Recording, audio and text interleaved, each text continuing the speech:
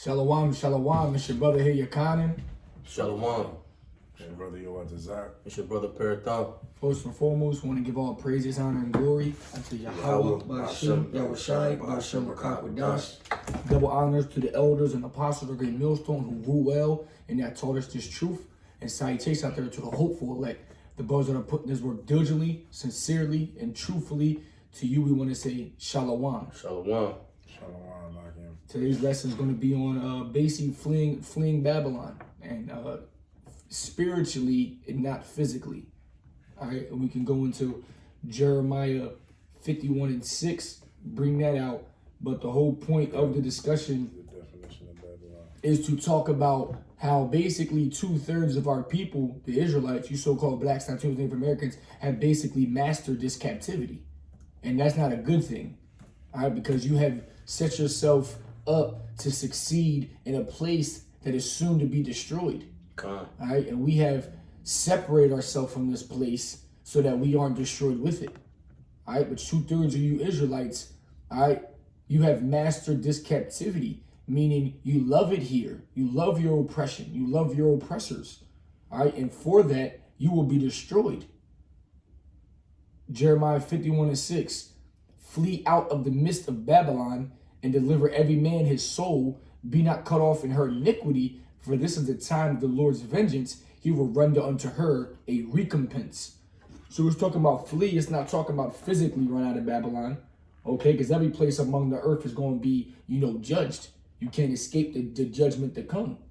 And deliver every man his soul, okay? Be not cut off in her iniquity. All right, basically saying don't be a part of the destruction that's to come to this place, man. All right, don't be friends of the world like the scriptures say in James 4:4. All right, for this is the time of the Lord's vengeance. And the Lord said the vengeance is his. He will render unto her a recompense. Okay? Babylon had been a golden cup in the Lord's hand that made all the earth drunken. The nations have drunken of her wine. Therefore the nations are mad. Babylon is suddenly fallen and destroyed. Howl for her. Take balm for her pain. If so be, she may be healed. Okay? So the America has influenced every nation among the world, all right, to partake in the wickedness and the philosophies, all right, the different idols and gods, all right, among the world, man. Okay? America is the standard for all the wickedness that happens because America is the most wicked, okay, that's ever been established. Rome, Egypt, okay, Sodom and Gomorrah all rolled into one. Con, huh? This is Revelations 18:4. Now, you know what? You got to hit this from the top, man. It's Revelations 18:1. Point of 4 says, and after all these things, I saw another angel coming down from heaven, having great power, and the earth was lightened with his glory. And he cried mightily with a strong voice, saying, Babylon the Great is fallen, and is become the habitation of devils, and the hold of every foul spirit, and the cage of every unclean and hateful bird. And you brothers can break it down as I go if y'all want. I'm just going go right before.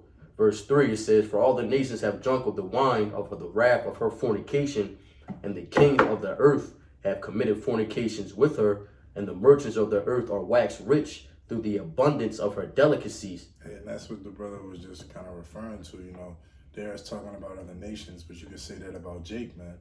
Jake is happy to be where he's at, man. And I had a conversation with somebody who claimed that they're Israelite, and I was saying how, yeah, man, World War III about to start up, man. I hope we won't see 2023. They like, oh, man, well, I just want to see my kid graduate first. Like, maybe if the Lord can hold off. I'm like, so hold on, you rather be in Babylon for umpteen more years instead of seeing the kingdom of heaven set up? Like, where is your mind at? Your mind is that Babylon is better than the kingdom of heaven. That is confusion. Mm-hmm. That's weird for real to say that you're Israelite and you don't want to see this place go down. You want to get your business set up. You know what I mean? You want to retire and be 85 years old on your deathbed before the Lord comes back. What type of mentality is that, man? I don't want to see my kids get one more year because I'd rather see the Lord come back and the kingdom set up. And that's part of Jake being comfortable and feeling established. Jake only wants this place to end when he feels like he has no more to benefit from it. Exactly. When Jake already lived his life of wickedness in his 20s and 30s, now when he's old and 50s, 60s in pain, already lived his great life, now he wants his place to end. Nah, man, fuck that. We still young men here, and we want this place to fucking fall, man. Right. All right, brothers here is young 30s, high 20s, and we want this place to fucking fall. I don't. My kids is young. I don't even want them to go to school, let alone fucking graduate high school. Right. That's how you know the state of the mind that Jake is in is that he's gonna be destroyed, man. Right. Because that's the same spirit that them Jakes that fled Egypt during the Exodus with Moses. Get there. Once they was in the wilderness, all right, on their way to the promised land, here they is talking about, damn, we was better off in Egypt. That's how a lot of these Jakes feel right now. They feel like they're better off. They feel like they're blessed in America. Mm-hmm. And that's deception, man. They've been deceived. And they deceive themselves, and they'll go on to deceive anybody else that listens to them, because that's just not the case. Of course, the Lord has sustained us, because he said he will not utterly destroy Jacob, man. He will not utterly consume Jacob, even when he gives us to the nations of the lands, man. Which right now we're under we're under Edom. This is our worst captivity ever. All right, but if you don't understand, and it's the thing, man, Jake don't even want to look up history. History will tell you what's happening right now. Let alone read. And if you look at the current situation of what's going on, then why would you feel like you're in a state of rest? Like, that's retarded, man. Go ahead and finish. And that's why it took the Israelites 40 years to get to the promised land. Because you had a lot of these older Jakes, these old bottles, all right, throwing off and detouring the younger brothers, man, who were supposed to be the elders and leaders, but are really hindering the younger brothers, man. Right. So that's why the Lord had to kill off the old bottles and bring in the new young bottles, man.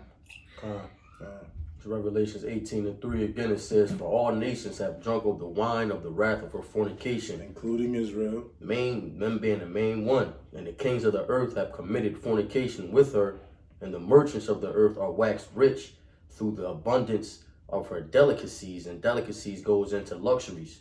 A king's food, that all that shit, all the fats and all the food that doesn't benefit the body, man.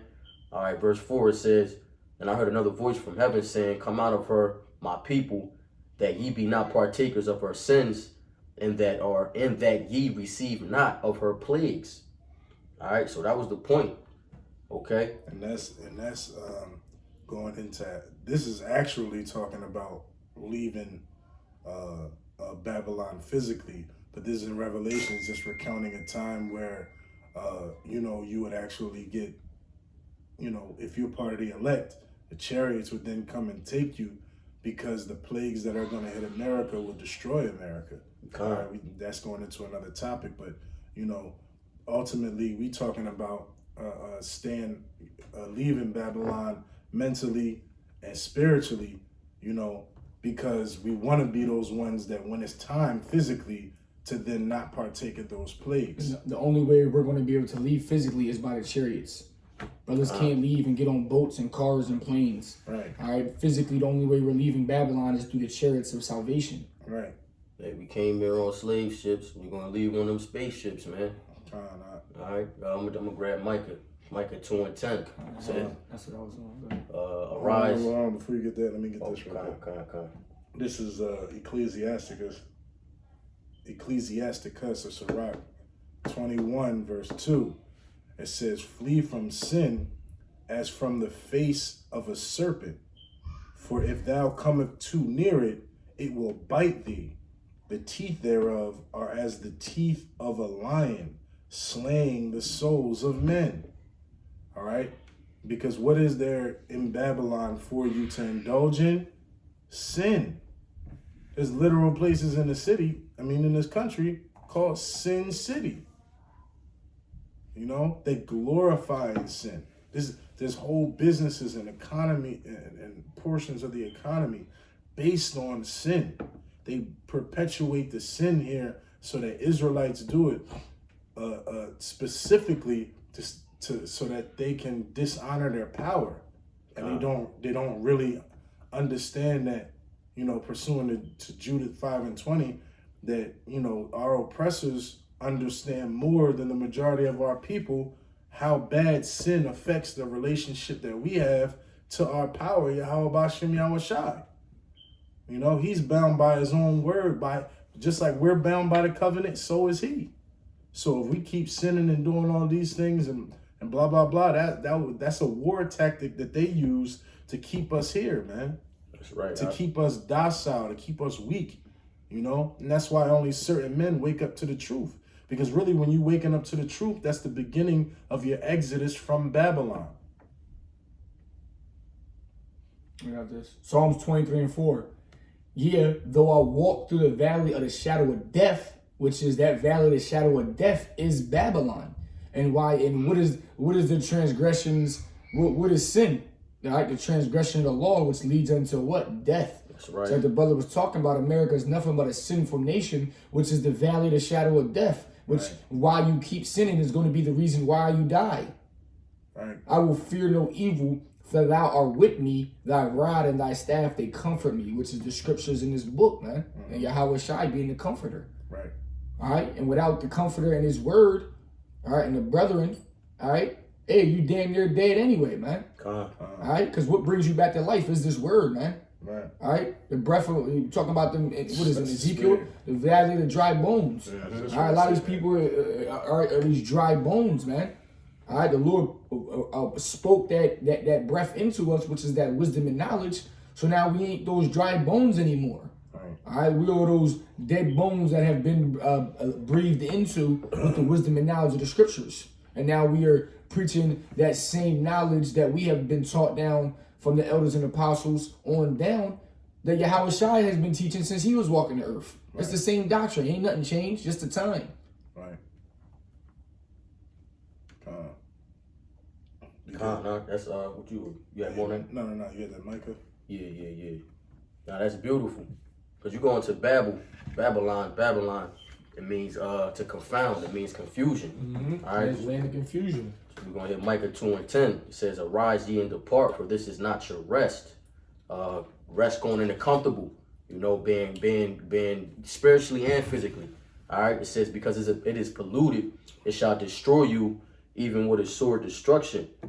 And I want to go into polluted, to be unclean. This is the blue letter, to become impure, sexually, religiously, ceremonially. That's beautiful right there that you said that, because a lot of times when it talks about fornication in the scriptures, people think it's sexually. It's not talking about sexually. It's talking about religiously or ceremoniously, which is going into idolatry.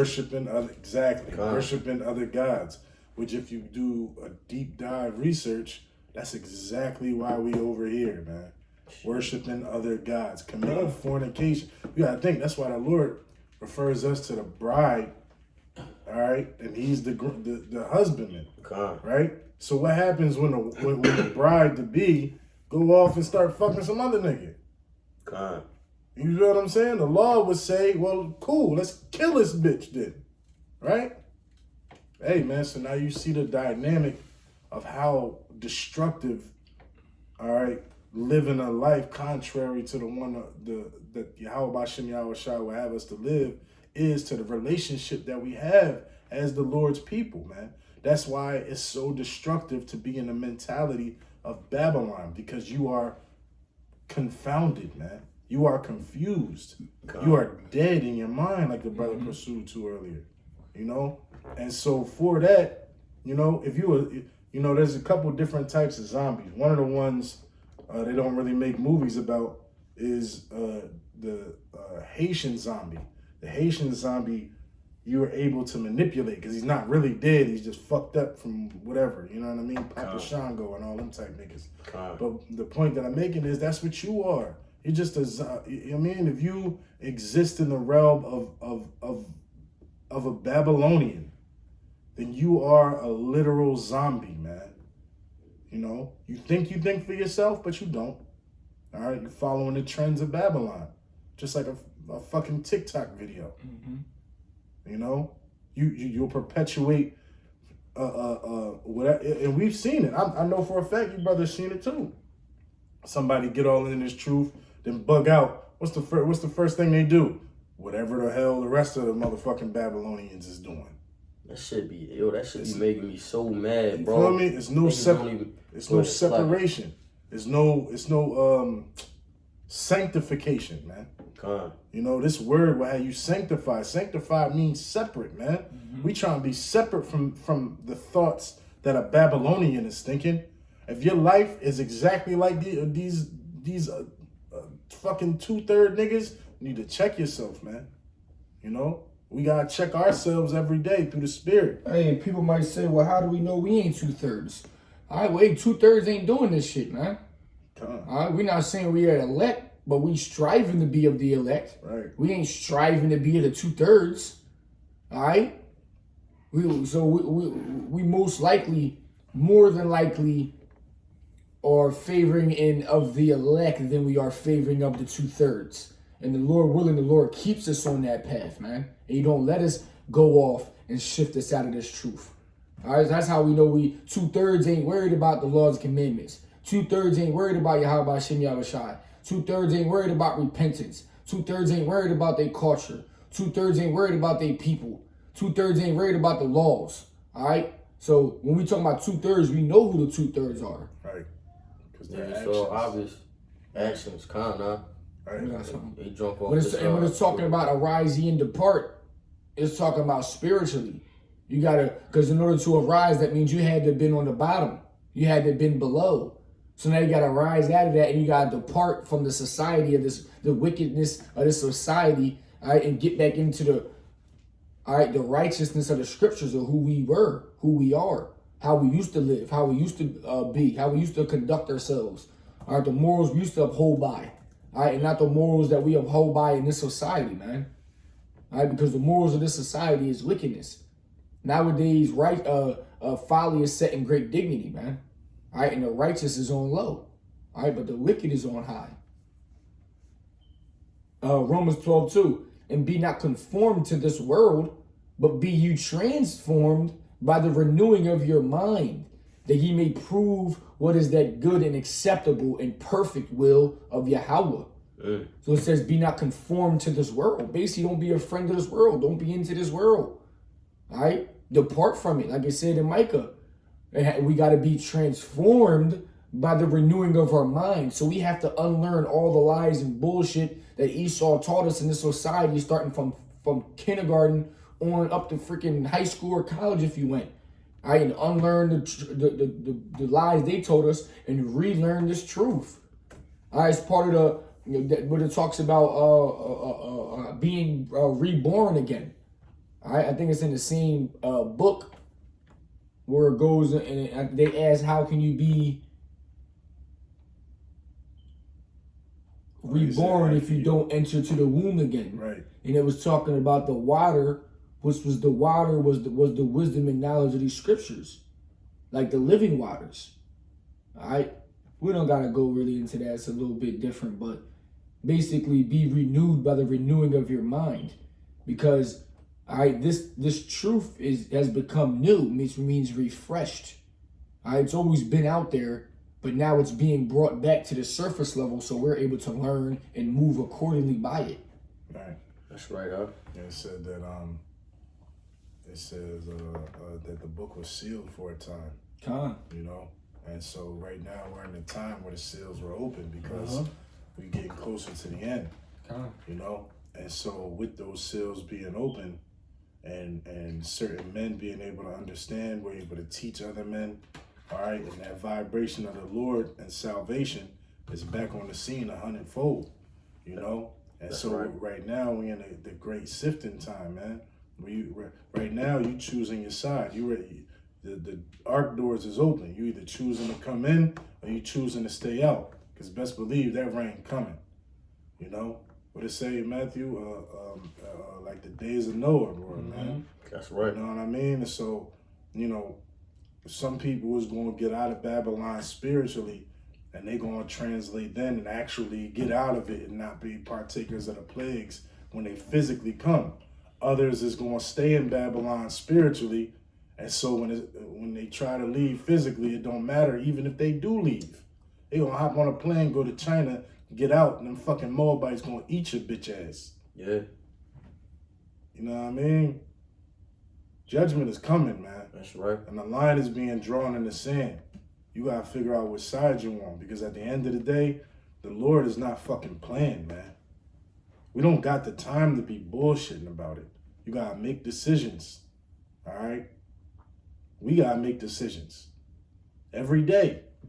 You know what I mean? Because listen, we done seen brothers just as diligent, if not more fiery in this, and they ain't on our side no more. They ain't on the side of the Lord no more.